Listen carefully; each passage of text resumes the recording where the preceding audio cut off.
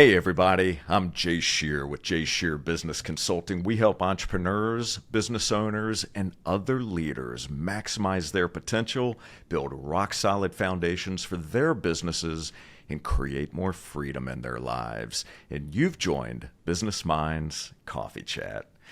Albert Einstein said, "We cannot solve our problems with the same thinking we used when we created them." And Richard Branson said, "Entrepreneurship isn't about an elaborate solution, but something of use that addresses a problem and makes life easier." Well, on today's episode, we're going to talk about solving problems, mindset, the success formula for building a business empire, the power of vertical integration, relationship capital, and more. My guest is a husband and proud father of 2 daughters, an award-winning serial entrepreneur who's had 3 successful exits to date. He's a best-selling author, an expert in relationship capital, a sought-after speaker, investor, and his podcast ranks in the top 1% of the most popular shows globally. He was named a top 100 entrepreneur in America, a top 40 executive under 40 by the Business Journal, and a top entrepreneur to follow for 2022. He's worked with and learned from industry titans like Shaq, Drew Brees, John Lee Dumas, David Meltzer, Pat Flynn, and many others. Please welcome the man who understands that experience is the most overrated prerequisite for achieving success, Jeff Fenster. Jeff, it is so great to see you. Thank you so much for being here today. Thank you for having me, Jay. I'm honored. It's a privilege to come on your show. Huge fan of you and this show and what you're delivering. And I mean, man, you had me blushing. You gave me such a wonderful intro there. I don't know what to say. Thank you. Well, it is absolutely, it is my pleasure. And that just scratches the surface, which is really exciting for me because researching you and listening to your podcast, consuming your content, watching some of your presentations. First of all, I love your story. It's not only inspiring, but there's so much wisdom to be gained from what you've learned from the mistakes that you've made, the people that you surround yourself with, and where you are today. And I know that it's a journey, right? I know that you didn't start that way, and you're continuing to evolve and continuing to learn. So I'm really excited to delve into that. So I thought, Jeff, a good starting point for us would be for you to share a memorable or profound experience from your life and how that experience has shaped your philosophy on life.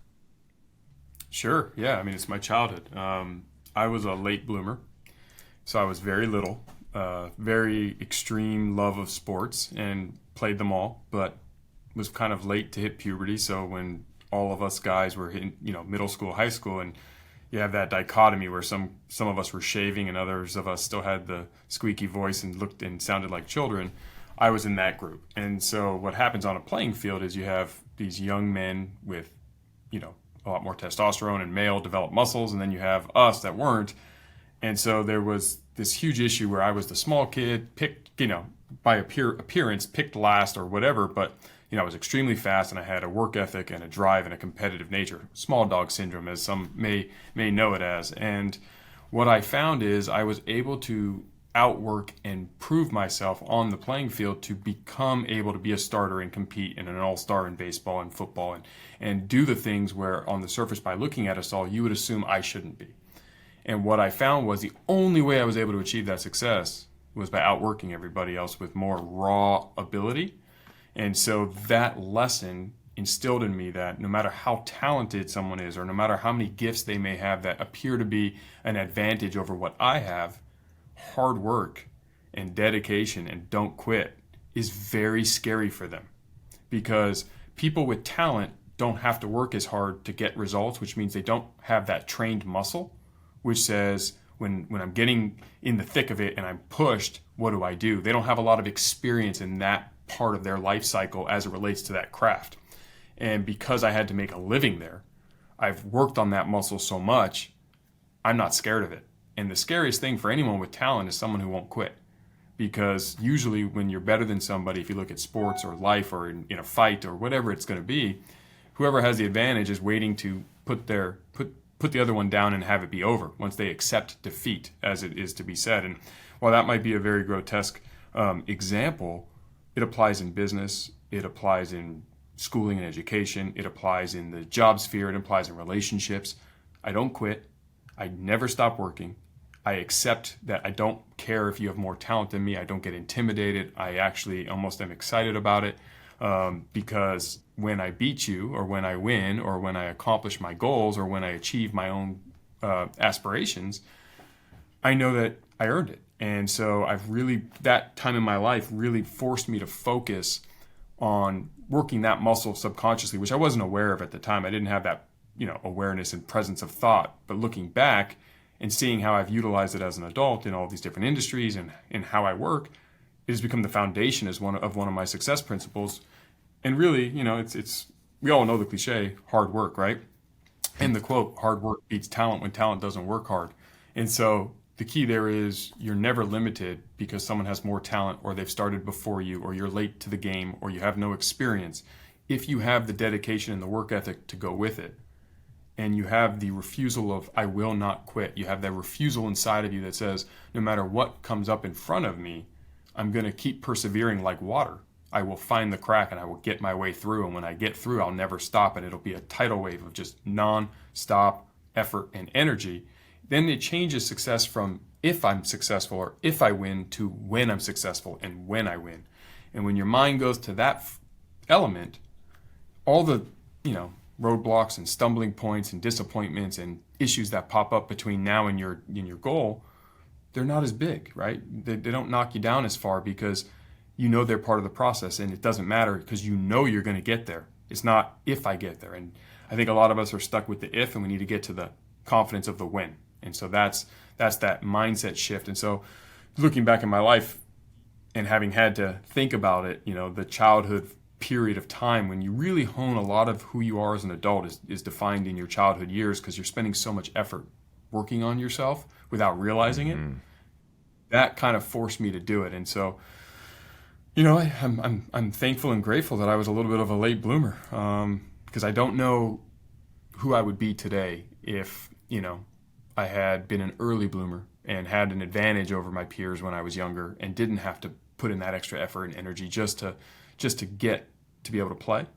And so I'm now, at the time I was very upset and victimized about it, and used to complain to my parents like, well, when am I going to develop? When am I going to grow? But now looking back, it was a blessing in disguise. You said a lot there, right? There's a lot packed into what you just mentioned. And I want to explore a couple of things there, because I think it's important that we provide added information of value to our listeners. So for those who today, or those who maybe are in their early stages that don't have that type of mindset, that doubt themselves, that are questioning that next step, have that fear, that aren't as, maybe they're very dedicated, maybe they can be very focused and they can pour everything they have into something, and they may even have a strong purpose behind it, but they have that fear. So give us some strategies. You already mentioned a couple, right? Language is an important one, reframing the words that we tell ourselves. What are some other things that you would recommend, or that you have actually done yourself, to change your mindset and to be able to show up empowered, overcome that fear, or at least move through that fear and continue to grow and be able to reach your potential?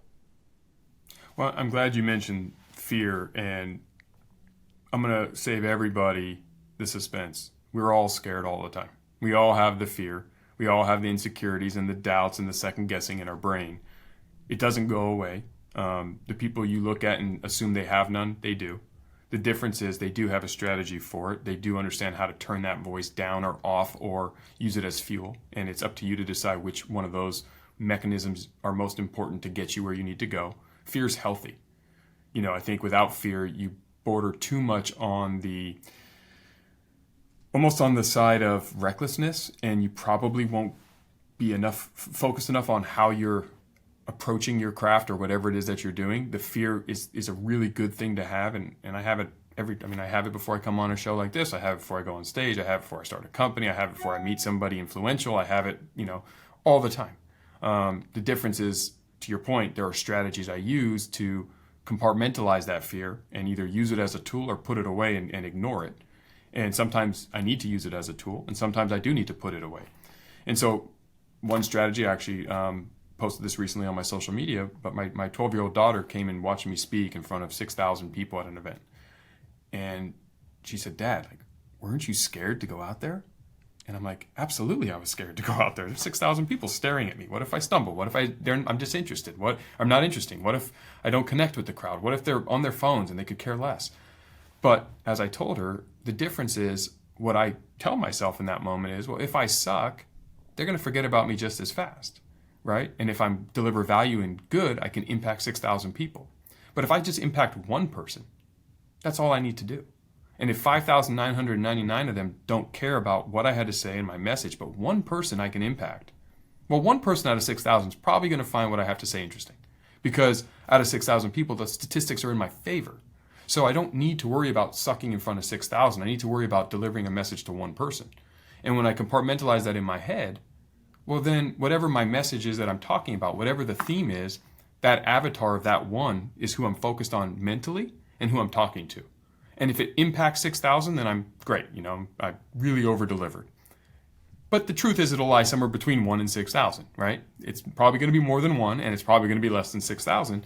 And so I can turn that fear of, oh my God, 6,000 people. Well, now it doesn't matter if I'm talking to 6 million people because I'm still aiming at 1. So I should have the same level of fear from one person to infinity. And if I can do that in my brain and tell myself that, well, now I'm no longer overwhelmed by the vastness or the size of that audience. And that's an example in that specific speaking on a stage in front of a big audience, but it could be applied to anything, right? Because when we look at the size of the ocean, it's intimidating. But when you look at the water right in front of you, well, it's no longer intimidating anymore. And it's the old adage, how do you eat an elephant? One bite at a time. How do you climb Mount Everest? One step in front of the other. It's the truth in all things. And we sometimes get overwhelmed by all of these other things, the size and scope of the project in front of us, the size and scope of the mountain in front of us.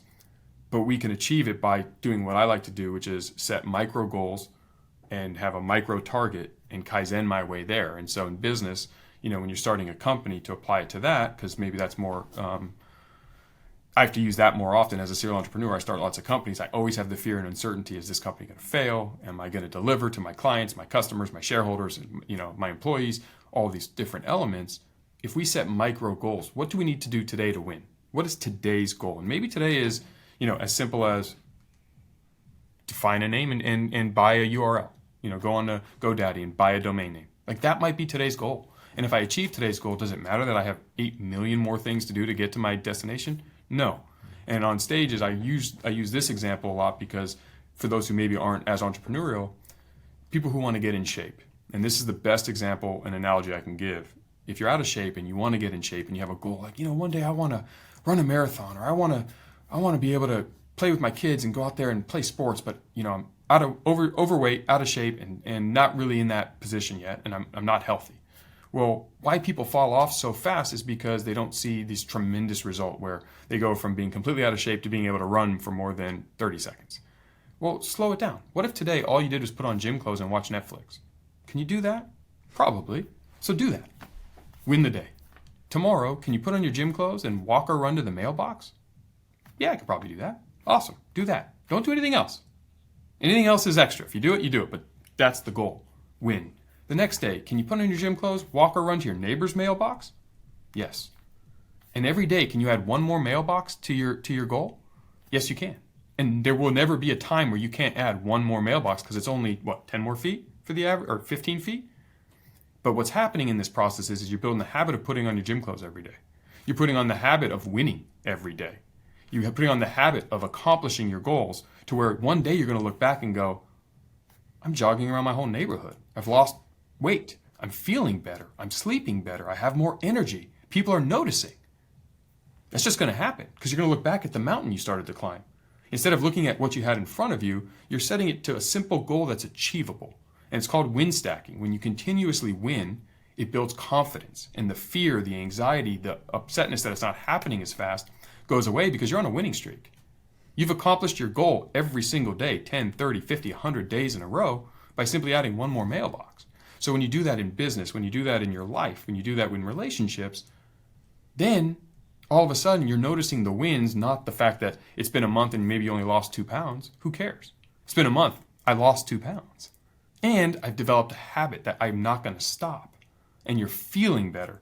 And that is how I use and recommend people start to compartmentalize fear, uncertainty, and the vastness of what's in front of them down to something that is digestible so you can accomplish it. That is so good. So it reminds me of tiny habits and breaking those goals down into, as you say, micro goals. And a couple of years ago, I had a guest on the podcast who's a social psychologist who wrote a best-selling book, and she was telling a story about top marathon runners who, as opposed to looking at the entire goal of running the marathon, in their mind, they're visualizing, they're breaking it down to the smallest components, right? So they're looking at maybe that next guidepost, kind of like what you said, the mailbox, right? So if I can get to there, then I can get to the next one, the next one, the next one. And then ultimately over a long enough timeline, you have accomplished your goal. You've run the complete marathon, or you've built the business, or you've done whatever it is. You're in shape now. So I love the way that you explain that. I think that's so important. And, I didn't hear you mention the word, or at least talk about failure.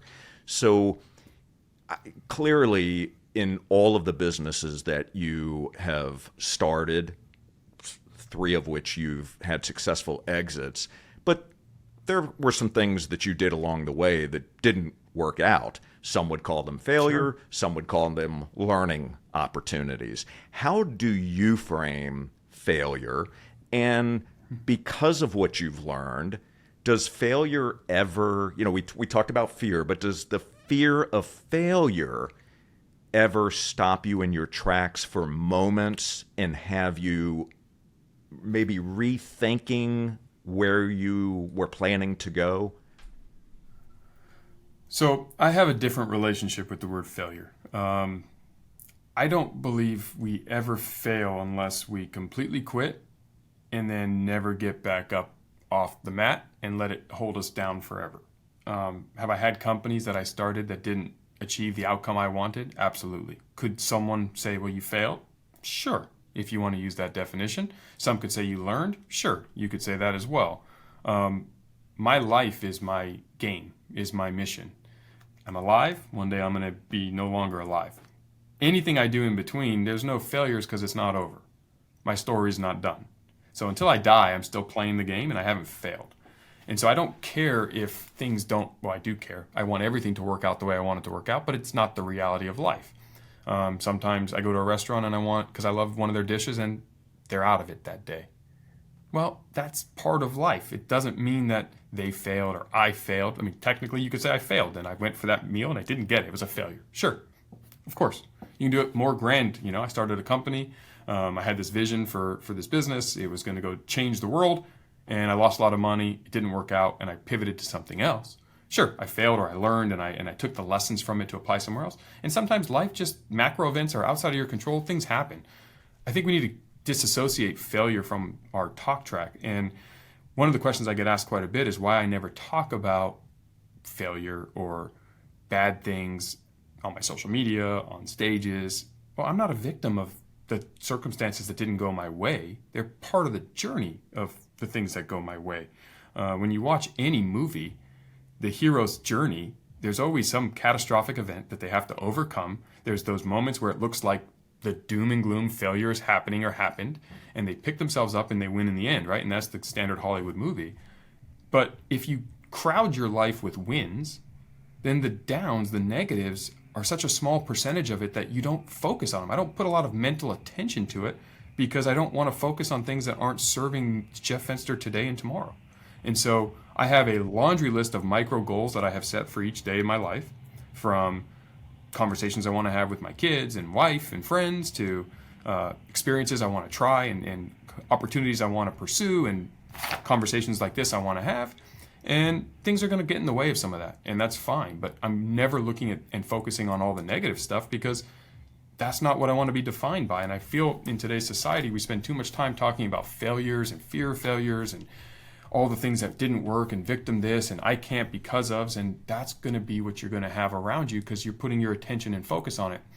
It's, again, it's how you frame things. I can be upset that a rose bush has a thorn and it cut me, or I can be grateful that this thorn bush has this pretty flower on top. Same flower, different perspective. I'm focused on the flower on top. I'm an optimist. I'm positive. I believe that I can change and dictate my future. I don't care what happens, whether it's a COVID macro event to a big client goes bankrupt and doesn't pay their bill to, my best employee decides to win the lottery and run off and live their greatest life or quit and found a better job. Somebody cheated on you, somebody said something behind your back. Like, that's just part of the story, but I'm going to crowd it out with good. And that's one of the things when I talk about nutrition, like with Everbowl, dieting is a bad thing. Don't diet. Diet is restrictive. It's negative. Instead, eat more things that are good for you and you'll have less room for the bad stuff. So if you're going to eat M&Ms, eat them anyway. But if you had a salad first, you're going to eat less M&Ms. And the more salads you eat, and the more apples you eat, and the more smoothies you eat, and the more Everbowls you eat, well, then the less of the bad processed junk you're going to eat because there's only so much room in your stomach. It's true in our minds. The more positive that you keep funneling in, the more things you pursue that are winning and rewarding, the more micro goals you set that you can achieve, well, you're going to do more of those. You're going to be like, man, today, like me and my wife, she's like, how was your day? And it's like, I never say, oh, it was a horrible day, all these bad things. And she sometimes says, did anything bad happen? And when I think, I'm like, well, yeah, this client did this. And she's like, that sucks. Yeah, but I forgot about it because 8 other positive things happened, and that's where my mind is. And that's my North Star, and that's what I'm working towards. And so that's why I find that success is right there for everybody. Everybody can win. Everybody can be positive, and you can be very happy. We just got to get away from this word failure and negativity. It's exactly that. And the more you talk about failure, the more failure you're going to have, and the bigger you're going to make this demon, instead of realizing, like, we all slip and fall. Do you know how Michael Jordan missed game-winning shots? There's a famous commercial about it where he talks about it, and he just wins more often. So we're talking about all his winning, not all of his losing. No one remembers any of the games that he lost. He lost plenty. That's right. Just keep winning, and the winning out pushes the losing. Yeah, that is just, it's so good. And you stated this slightly differently, but where our attention goes, our energy flows, right? So when you give something your attention, you're also giving energy to it, and you can make that bigger and bigger.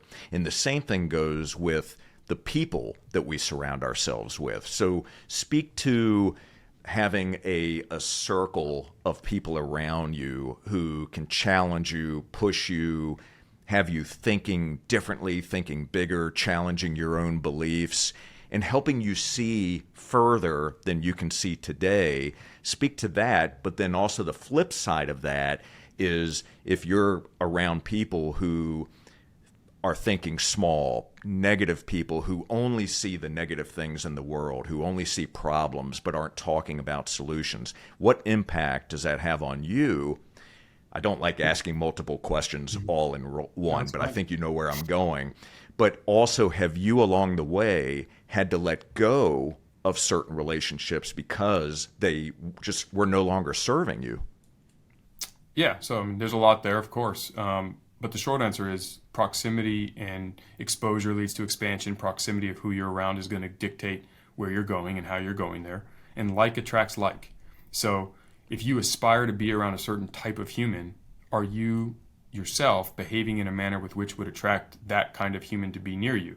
If you are a negative, person currently, because you look at the negative, the glass is half empty, that rose bush is filled with thorns, I can't win because of, and playing that role, I can assure you, you're just going to attract more people who think like that, because we are community-based creatures, right? We like to be around others, and so we gravitate towards those that make us feel comfortable, and that's usually someone who shares a lot of the same values and ideas as we do.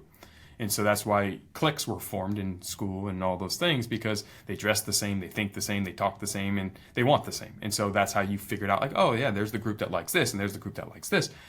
And that's normal, and that's true in adulthood as well. And so as you say, well, how do I develop the relationships with the people that are going to push me to think bigger, give me the opportunities, put me in the room in proximity of all of these great things that I want? You got to start with yourself. Are you behaving in the manner with which is going to attract that? When I get the opportunity to meet somebody, yes, I do a lot of business with a lot of celebrities and famous people that people know, but I do a lot of business with people that aren't well known, but are just as powerful, just as incredible, and help and grow all the things. And so just because someone's famous versus not doesn't change their value. Of course, you may not know them, so you wouldn't know their value. You'll know more of the big names. But in that vein, the reason I have the privilege to call a lot of them friends is because we think similarly, right? We're approaching life similarly. We make sure that our own side of the fold is where it needs to be, and we're attracting each other into life.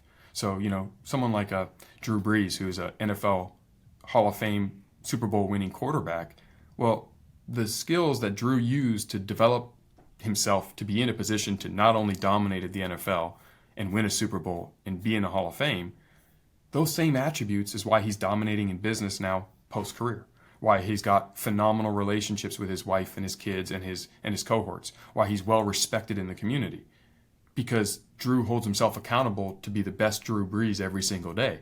Well, I can assure you, me and Drew wouldn't have our friendship if I didn't hold myself to the same standard. Can I throw a football like Drew? Absolutely not. But in my own areas, there are parts of Jeff Fenster that Drew looks to and he's inspired by, because we all have our strengths and weaknesses, right? I don't care if you're the president of the biggest companies in the world, Apple and Google, all the way down to the maid at a Motel 6. We all have things that we're better at than each other. We can learn from each other, and it's how you hold yourself accountable. It's not your career, it's not your title, it's not your wealth, it's not who your parents were. It's you, the character, and you watch all these incredible stories of people who grew from terrible situations to become incredibly successful. That's true. And so relationship capital is key. We will never network, and you'll never get to the relationship value you want if you're not the person that you need to be in order to attract those people. And I can't stress that enough, because I get that all the time with my book on relationship capital and my courses and all this stuff. I go, well, yeah, Jeff, but I meet them and I've tried some of these attributes that are things, habits and skills that you talk about, but I'm not yet seeing 100% of it. And then we go deeper. And I go, well, wait a sec. What do you talk about on social media? You're talking about negativity. What do you talk? Oh, victim this and negative this. And you want to attract that person who's positive and uplifting? Well, why are they going to be attracted to that? That's oil and water. What you need to do is, when they meet you, they need to see that you hold yourself accountable to being the best version of you, that you have a winning strategy in whatever arena you're in, that you're 360 degrees that person. So are you that way in all things? And if you are, then immediately there's going to be a different level of attention and respect between the two of you. Unless you're trying to find someone negative, in which case you'll attract them. And that's okay too. Some people want that. Or you want divisive politics. In today's political world, there's a lot of divisiveness. And you can see some of the strategies being used by everybody is to divide. And if that's your strategy, you're going to attract more people like that. And it may be working for you. Not my game. I'm not a political guy. So I stay out of that whole sphere, and I like positivity. And so the second half of your question was, have I had to let go of relationships because they didn't serve me today and maybe they aren't the same? And I kind of use the same example I did about diets and bad food. I don't cut those relationships. What I do is I crowd them out with good relationships. So I have less time for them. Does it mean that I don't love my childhood friends that maybe don't see the world the same way as I do? No, of course I love them and I root for them behind the scenes. But do I have time to go hang out? Probably not. I'm too busy doing other things, and I want to be around people who are serving me today and helping push me forward. But if I see them, am I going to give them a hug and still love them? Of course. And if they needed something, could they call me? Of course. They're my family and friends. But I'm just not going to spend, instead of days, weeks, and months. I'm going to spend minutes and moments with those relationships, but I'll never cut them. I believe that the more people who love you and care about you in this world, the better. There's 8 billion people on the planet, and you maybe know 150 by name and 50 pretty well. Losing one is a big percentage, and I think there's too much value in loyalty and friendships and relationships, and they can change and evolve. And maybe they're going to become the person that will serve me in the future. I don't need to cut it, but I definitely do the same thing. If those are my M&Ms, I eat less of them because I eat more salads, not because I just don't let myself. Yeah, that's fantastic. Thank you for sharing that, because I look over my life and there have been some relationships that I would say that I let them go, but the reality, it's what you just articulated, as opposed to really cutting them out and letting them go. It was more about crowding them out, right? Spending and investing my time in other areas, investing my time with other people, not really saying goodbye, but we'll catch up some other time, perhaps, when it makes sense for both of us. So that's a great way of framing it.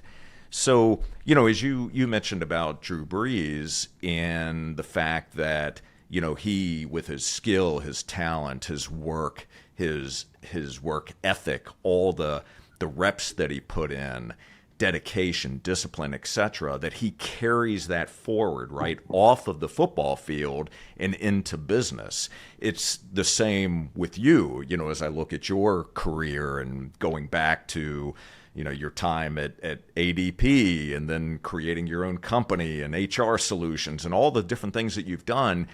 Everything that you have been able to create or that you've developed within yourself, they're transferable skills, right? It doesn't matter the industry. It doesn't matter the product. It's what you bring to it. That is the differentiator in my mind. It's not about the business necessarily. It's about the people and the person. Would you agree, disagree, push back on me? No, I think you nailed it. I think success, as we use that word to define what we perceive to be a positive result to an outcome, I believe it's a formula. And it doesn't matter whether it's business, health, relationships, being an employee, being a child, being a parent.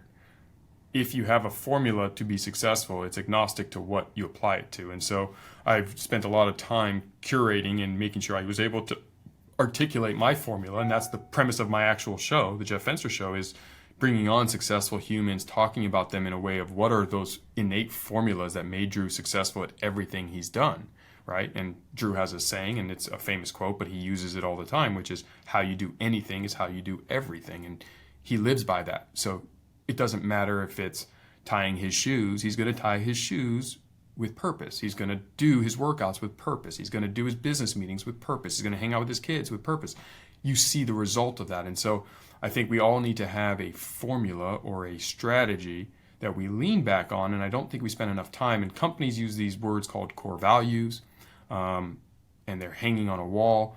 My issue with that is most of the time, those are aspirations. That's not a core value if you don't live it, right? Your core values is actually what you do when you're not thinking about it and when you're in the storm. It's very easy when you're feeling good to, I'm doing a challenge right now with a friend of mine who's the CEO of a major gym chain, and every day we wear Apple Watches and we track each other, and every day we have to work out a minimum amount of time and sweat, and he can see if I did it or not. And the first one to not do it loses, and we both travel crazy and have hectic schedules. And May 27th will be a year. So that'll be 365 straight days where I've worked out, period, no matter what, no matter where I am in the world, no matter what has happened, illness, business meetings, 13-hour flights to Japan, time changes, doesn't make a damn difference. You find the time to work out, and we're holding each other accountable. The point here is what that exercise did is it removed the requirement of want to. I don't have to want to or feel like it to work out anymore. It's brushing my teeth. I brush my teeth every day, no matter how busy, no matter how shitty I feel. I brush my teeth every day. I work out every day, 7 days a week, 365 days a year, because we've removed one of the biggest roadblocks that people have, which is I didn't feel like it. I only do it when I feel good. You don't want to do that, but it's that issue in front of you. The true greats, the best in the world, the Drew Breeses, the Shaqs, the Gary Vaynerchuks, you name the people, They have figured out how to do it when they don't want to. And that's the biggest differentiator from the highest level achievers and everyone else. And I've learned this by getting to interview them and talk to them. And so this challenge was to make sure that I also was doing that same thing in my own life, because I worked out 5 to 6 days a week before, but if I wasn't feeling good, or, me and my wife flew to Japan and our flight left at 7 in the morning, had to be at the airport at 5, had to leave our house at 4, time change means I wouldn't get there till the next day. So I had to wake up at 3 a.m. to work out. And then when we landed, it was Tuesday where we were, but we left on a Monday, and it's where I am in the world. So I landed Tuesday evening in Japan. I had to work out again right when I landed, so I don't lose this challenge. My wife's like, "You're nuts. Like, you're allowed to take a day off." And I'm like, "No, I'm not. I'm doing this thing." And so I didn't want to. I didn't feel like it. I was exhausted. It was horrible. But I did it anyway. And I worked that same childhood muscle that we talked about, which is you've got to develop the habit. The innate habits you have are going to show themselves when you don't want to, when you don't feel like it, when you're in the storm. And so having a specific plan that you follow, I call it a success formula. I also call it my core values, but they're my values, which means my values don't change because of the weather. My values don't change because of how I'm feeling. They're my values. And if they do change, then they're not my values, they're my aspirations. And so I know that was a long-winded ramble, but I know my 5 success formula principles. I can tell you them all to you if you want. Please do. You've given a couple of them throughout the conversation, but go through it for us. Yeah, I mean, you can steal them and use them as your own until you define your own, but I recommend you do. And number 1 is make friends and have fun.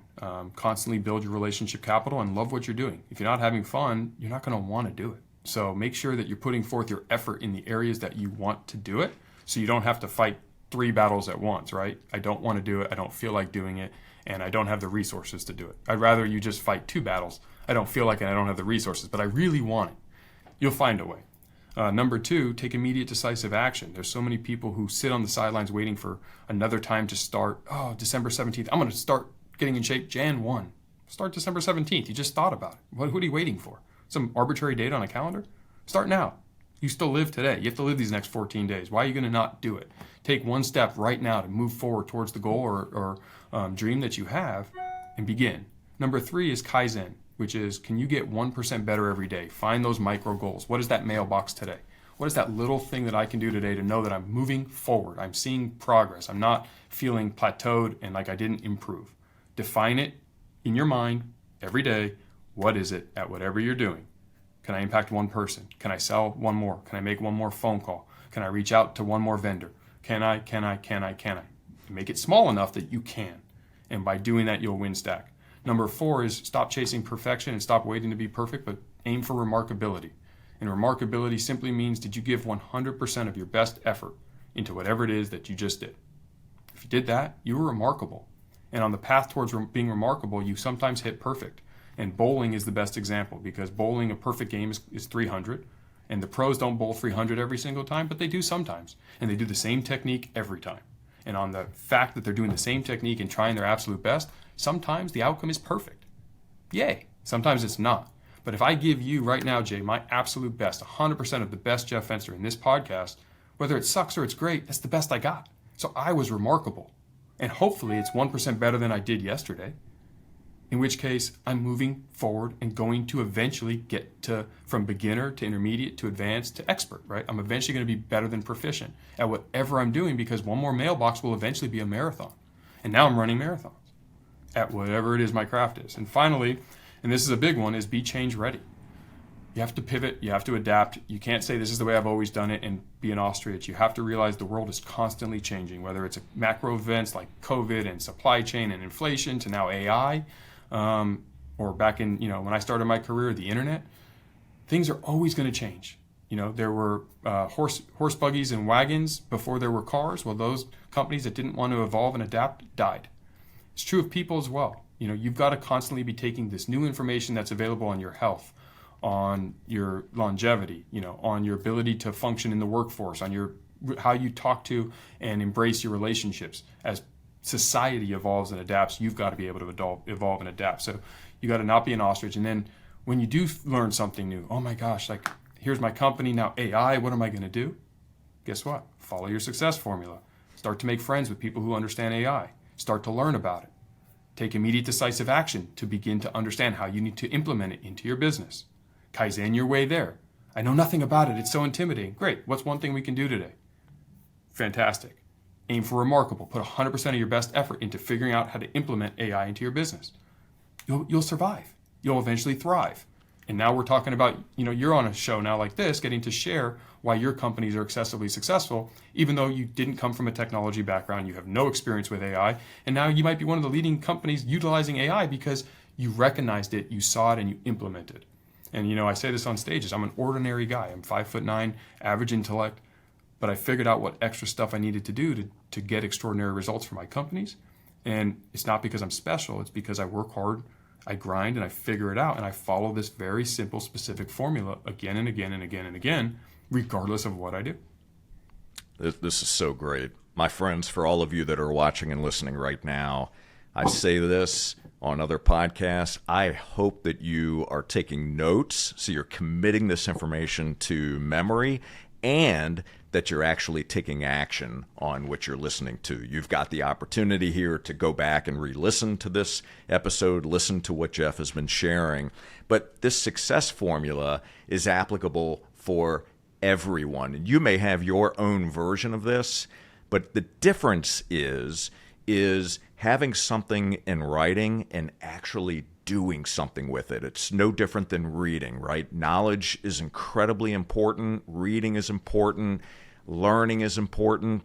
But the real power comes when you apply action to it, right? Applied knowledge. It's the same thing with the success formula. So write this down and then do the actual steps involved. Jeff, this is awesome. Thank you. I appreciate you sharing that with us. Yeah, I want to talk for a couple of moments or two about mentorship, because I know this is huge to you. It's huge to me, and it should be huge to all of us. So speak about the importance of mentorship, how mentors have impacted your life, and what that has meant to you.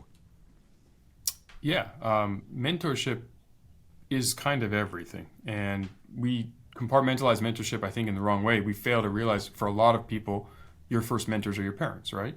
You're raised by two humans. If you're in a traditional house, if you only had one parent, then that. And if you unfortunately didn't have two parents or one parent and had to go through a different path, there was hopefully some adult in your life as a little kid that was your first mentor that taught you to look both ways before you cross the street, and don't touch the stove, it's hot, and how to tie your shoes, right? All those basics.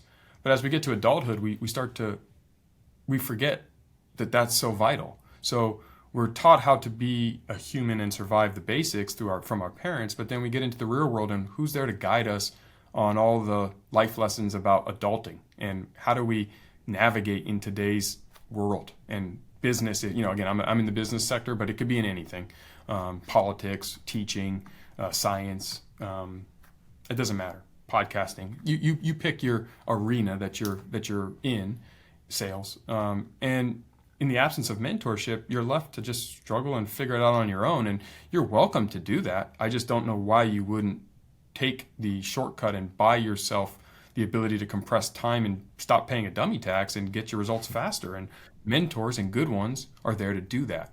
It doesn't mean that they're going to necessarily tell you exactly how to do it. They're going to possibly share with you the formulas you need to figure out and apply, or they're going to tell you specifically, don't do that, it's hot. That stove is hot.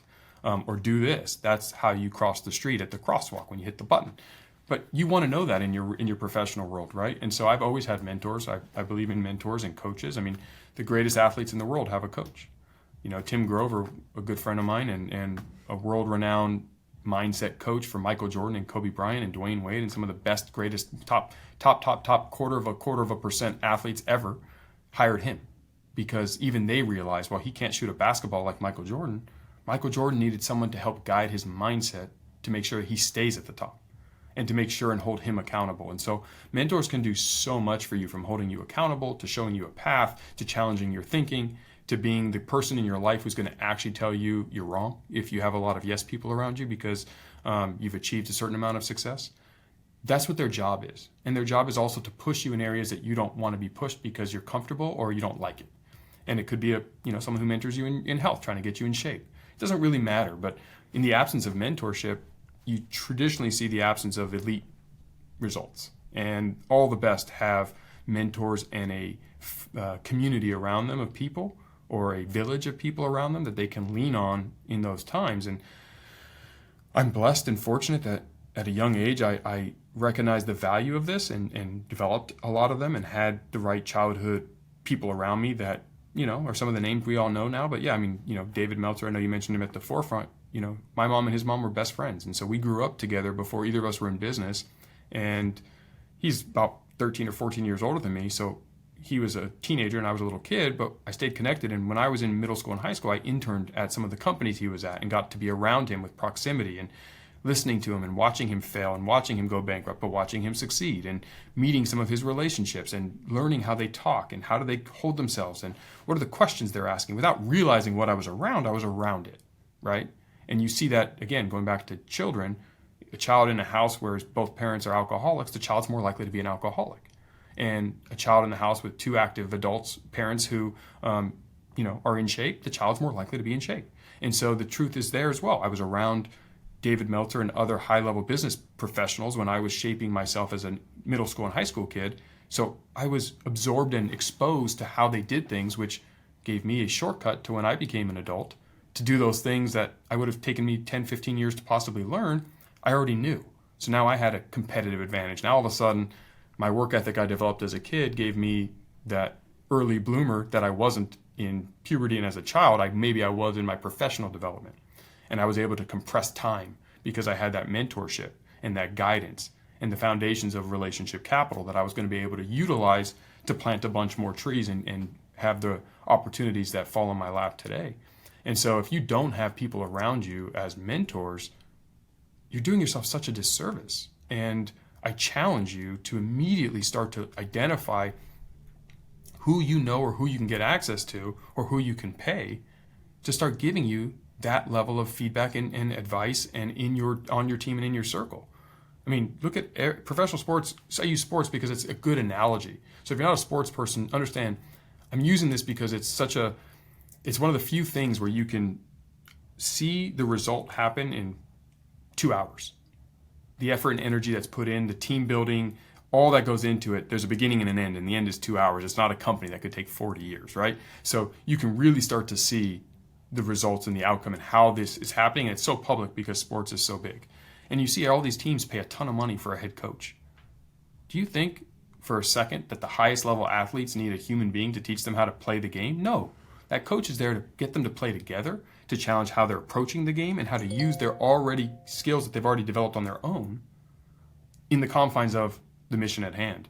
And so the same is true in our lives. If you don't have a coach around you, if you don't have a mentor or mentors, and you're not where you want to be, this is an easy thing to change, and you should see compound growth happen very quickly. Yeah, this is outstanding. Now, one thing I would just want to add to this, if you're looking for a mentor, you also need to be prepared to be a good mentee. And Jeff, clearly, when you were young and when David Meltzer, as an example, and others came into your world, you were a good mentee. You were listening. You're asking good questions. You are doing the work, right? You are actively engaged. You're looking for ways to not only receive, but also to give back. And I think it's important that we come into a situation like this with an expectation of wanting to be the best that we can be. If I'm going to learn from someone, I want to be able to show that person that I'm willing to do whatever it takes to be a great mentee for them. There's a lot of time and effort involved, right? Yes, much truer now. I would say I was not always the greatest mentee. I was still a high school kid. So the beauty of Dave and my relationship is we're family. It's like so close we're family, right? He's my older brother. And there were times he fired me and I fired him and cursed at each other. So there were moments that definitely wasn't the greatest mentee or mentor. But he was also learning how to mentor me and I was learning how to be a mentee. But like all things, as we said, the times that we hated each other for a week and he told me to get the hell out, was that a failure? No, because again, I didn't play the victim, right? I said, okay, there's got to be some merit to what this man is saying, even though I felt at the time he was wrong. He was coming at it from a place of emotion and blame, shame, and not in my best interest. But then again, I was like, well, okay, all I'm focusing on are the thorns. What's the flower on the top? He's giving me access to this room. He's giving me access to his time. What do I bring to him? Nothing. I'm a high school kid. So I add no value to this man, and he's giving me that opportunity. So I need to ignore the thorns and ignore the parts that I feel are unjustified and figure out what can I get out of this to turn this into a rose. And so that mindset I agree with. And yes, you want to be the best mentee, and you want to not always listen to everything they say and don't take it as gospel, because that's actually not being a good mentee either. There's a piece of advice that I give to a lot of people. Never put 100% stock in anyone's opinion or advice that doesn't live with the outcome. So I can tell you what to do all I want. And you may say, well, Jeff, you've been there, you've been successful. I'm going to do everything you say. Well, hold on. Listen to everything I say, internalize everything I said, and then see what best serves you in your story right now, because I'm not in the car with you. I could tell you to turn left because I believe that's what the best thing is, and I genuinely believe it. But just because I tell you to turn left doesn't mean it's actually the best for you, and I'm not going to be in the car when you do. And so a lot of times advice given to us is sometimes the advice we need to hear, so we do the opposite, or we take parts of it, or we listen to it, analyze it, figure out why they gave it to us, and then offset the issues that they identified to make it still the right choice. And sometimes we need to follow it, right? And that's up to you, and that's the part of the game that nobody can help you with. You got to decide when to turn and how to do it. But the more information you have, you're more equipped to make those decisions. And if you use that information properly, I believe over the course of time, you're going to find so many more opportunities fall in your lap, and those around you will start to say how lucky you are because of that proximity of mentorship and what you have. Absolutely. So, Jeff, what are one or two bigger questions that you're contemplating on today? Two bigger questions. Could be life or business. Well, in life, it's, there was always, for me, it was always a financial destination when I started my career. And it was, I want to make this amount of money. I want to achieve this. And I fortunately was able to do that at a younger age. And so in my 30s, I tried semi-retirement and I was lost for a little while. And so then it became, what was my bigger purpose? Like, what truly fulfills me at the human level to make me feel like I am living and doing and inspired? Because it's no longer just a monetary number, right? Do I want to make $1 billion? Of course I do. Why? Because with $1 billion, I can have more impact. I can buy more cool stuff. I can build, and do all the things I want to do with $1 billion. But if I'm financially comfortable now, $1 billion just makes me a little more financially comfortable, but the same issues will be there. So, over the last 5, 6, 7 years, as I've been building these companies, what I've realized is I'm not doing it for the money. The companies grow bigger because I don't have a monetary goal. I have a purpose goal. And so now for me, it's about how do I help everybody achieve success. And the reason I want to do it is not because I'm this incredibly generous, nice human being that, I'm not Gandhi, right? I don't have all of these views simply and solely for the betterment of everyone. I wish I did, but I do have a selfish purpose behind it. And that is that as people achieve more success and generate more wealth for themselves and build cooler companies, I get to live in a world with people who have more wealth and build cooler companies and can give more and do more and be more positive and happy. Because I feel that we're in a systemic issue in the country right now, in the world, because of the dichotomy between the haves and have-nots. And we need to help the bottom get to the haves, because when you're around people with all the resources in the world and they want to give, right? Like when you start to see these billionaires and you read about it, whether you agree with them politically or their companies, they're giving so much. Because if I have $1,000, I can maybe give 50 cents. If I have $100,000, I can maybe give 500 to 1,000. If I have $1 million, I can give a couple thousand. If I have $1 billion, I can give millions. And when you ask people on the street, random everyday Americans that you walk up to, when the Powerball is at over $1 billion and everyone's buying tickets, and you go, oh, it's the first thing you'd buy or you do with the money. Almost all of them have some altruistic thing. Oh, I'm going to take care of my mom. I'm going to get her to stop working. I'm going to pay off her house, or I'm going to, give a bunch of money to all my friends so they can do what they really want, or I'm going to take care of my wife's or my husband's family. It's a lot of that. which means everyone wants to give. The reason we're not is we don't have the resources. And what if you could start companies with your own dollars and create those ideas that are in everyone's head and all those incredible disruptive innovations that die with all of us because we didn't do anything with them? Imagine a world where we actually all did them.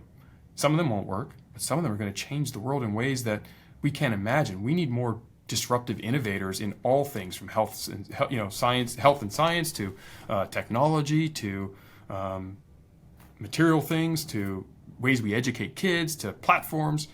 And so many of them don't ever happen because we don't have the resources, we don't have the desire, we don't have the ability to overcome our fear. We're stuck in a job we hate to pay our bills. And so I want everyone to achieve financial success. We live in America, it's capitalism, so you got to play the game. And so make a bunch of money so you can impact a bunch. And what I have now found at this point in my life, outside of my family, the thing that fills me up is when I get those calls and I see people's success and I watch them and they make a comment like, hey, something you said, something you did, you're this. I mean, if Everbowl can help you be healthy, great. If Everbowl isn't your thing, but it helps you eat better and you go to my competitor, also great. I don't care. I'm spreading the mission of trying to help more people eat well. And I learned how to quantify it from Elon Musk. You know, again, regardless of what you think of him, many years ago, he was being interviewed and they were talking about electric cars. And, you know, they asked him about what happens with all these new electric car companies that are starting. You know, how do you feel? And he goes, I don't compete with them. I compete with gas-powered cars. So I don't care if every car is, my goal is every car to be electric. And that was his mission back then. And it's like, that's true of me. Yes, of course I want you to go to Everbowl, please, right? But if you find that you like my competitor better and you choose that over the fast and fried, phenomenal. Do that. Because I want you to live healthier and longer and feel good. Because when you are healthy and you feel good and you feel like you look good, you're going to have more confidence. You're going to tackle the world from a position of confidence with more energy and effort and enlightenment. And you're going to do more and live longer and everyone's going to be happier and there'll be less illness.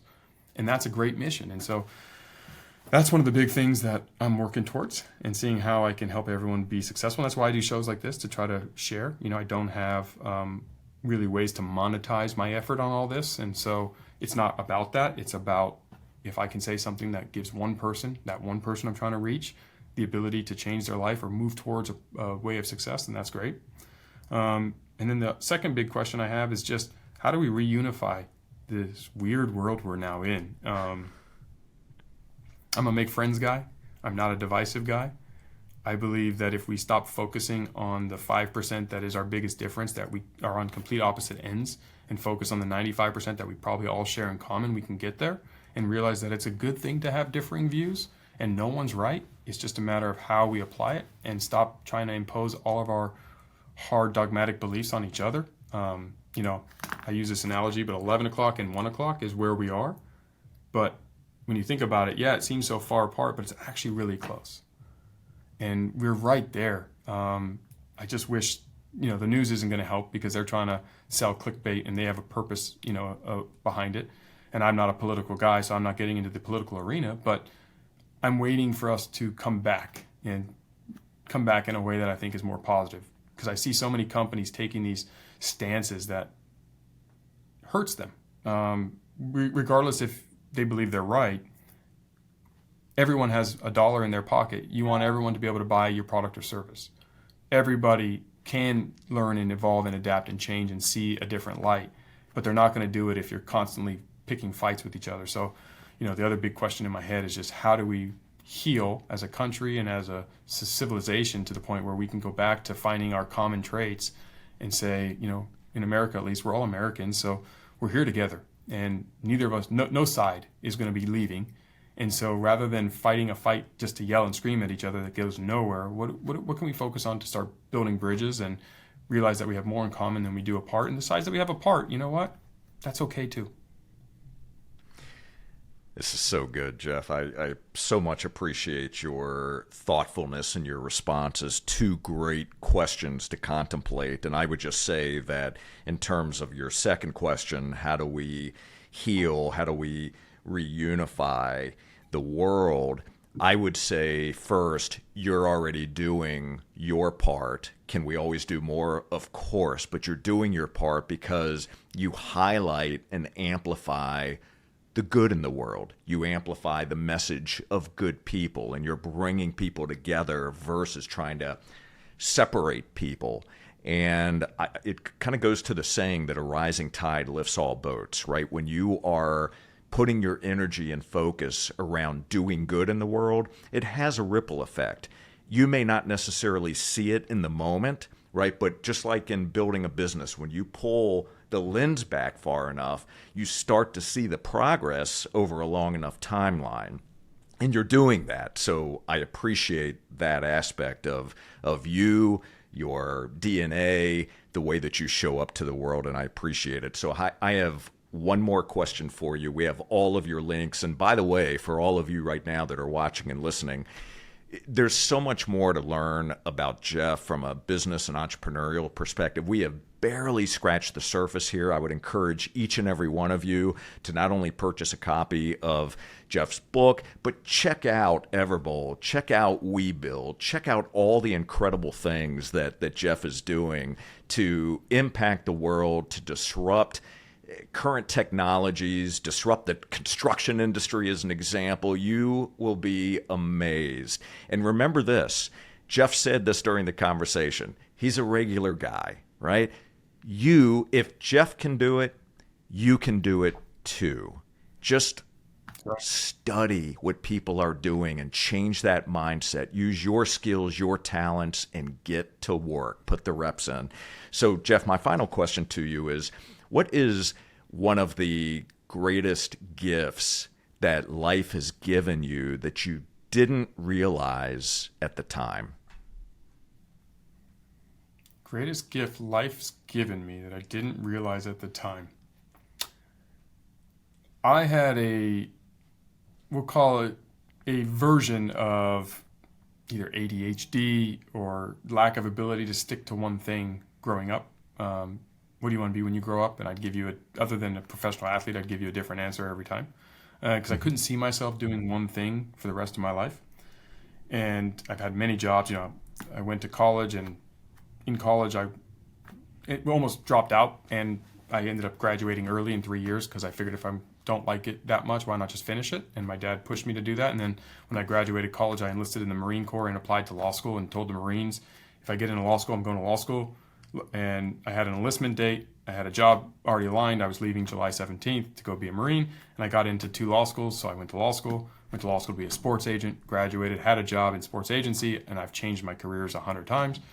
So a lot of people were like, hey, you need to stick to something. And we hear that all the time. And what I found is I'm actually a serial entrepreneur. And so I learned that I'm a problem solver. I'm very good at starting companies and getting them to scale, and then going and tackling the next challenge and learning how to compartmentalize my personality so I didn't turn what a lot of people perceived as that negative. And I even did for a while, like, how am I going to do? I was born in the early 80s. Back then it was people stayed in careers forever. 401k, retire, entrepreneurship wasn't even a word. There were business owners, which no one in my dad was a doctor, my mom was a teacher. None of that was in my house. And I wasn't exposed to it. And so it was just never there. And the world gave me the gift of being able to, make friends and start companies with zero experience and get them off the ground and scale, and the personality to do that job. And I found that I actually love that. And so I'm fortunate that I was able to find what I love and apply myself, because I don't ever feel like I'm working. I tried the retirement thing because I thought that's what you did when you made a lot of money, and I was bored. I didn't like it. And so I went back to doing the things I love to do, which is start companies, raise my family or my kids, be with my wife, and, do good things. And now I get to enjoy it. And so now I just want to slow down time. Like I just want time to slow way down and every day to last forever, because time just moves so quickly. And that's such a travesty for so many, and so that's why it's so important that we take immediate decisive action and we live our lives that we want to live right now. There's no putting it off. If anything, over the last 4 years, from all the macro craziness that's happened as a result of the COVID environment and post-COVID environment has taught us, is stop waiting to do what you're meant to do and be who you want to be and do what you expect from you. You owe no one an apology, and you owe no one a justification to do you and be you. I just ask that you hopefully are a positive beacon in this world. If you're doing it for negative, well, then maybe put it off a little while for the rest of us. But hopefully you come from a spirit of good, and you'll find that when you actually start to do this, you're going to see the results. It's achievable for us all. I mean, truthfully, you said it. If I can do it, truthfully, anyone can do it. I'll tell you what, the hairs on my arm are standing up as you're telling these stories and sharing of your knowledge and of your wisdom, which I am so appreciative of. And I carry a coin with me at all times. I don't know if you can see this, but it basically says you could leave life right now. It's memento mori. And it's just a reminder to me of taking action, of not waiting, of doing the thing that you want to do, because you can and you should. And once you do, you start to find that momentum begins to build. So do it right now. Jeff, I want to thank you so very much for joining us today on Business Minds Coffee Chat. I have thoroughly enjoyed this conversation. I so much appreciate you being your true, authentic self and being congruent with your own values, your success formula, and living them every single day and bringing your greatness to the rest of the world for us to learn from and shining a light on great people. So thank you. I'm grateful to you. Well, Jay, thanks for having me. I love your show, and I was grateful for the intro that Brian made between us. And I think you're doing such a great service with the theme of your show and how you are bringing the message to all those who need to hear it. I also like the title, Big Coffee Guy. So like the coffee chat component, and anything I can ever do for you and your community, please reach out.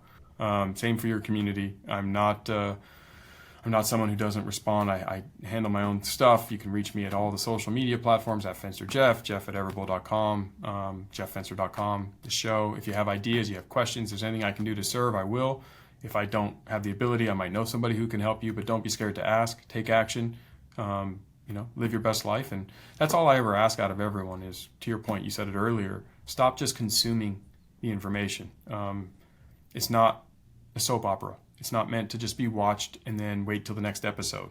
You can learn from everybody. So as you listen to these episodes with Jay, each episode, what can you take right now from this episode and apply? And then when you listen to his next episode, what can you take from that and apply it? And actually do that, because then you're paying Jay for his effort and you're actually showing the world that you're ready to live your life and stop waiting. Do it. And if you do that, then these things can, to your point, are the ripple that can turn into waves, and we can actually change the world from within.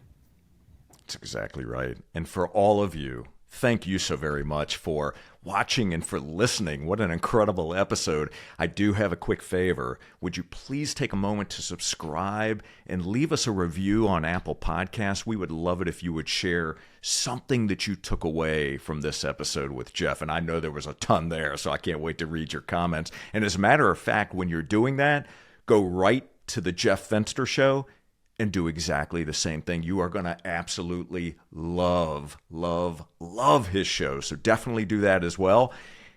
And to enjoy more episodes, all you need to do is visit jscherbusinessconsulting.com, click that podcast button. And until next time, keep learning and growing.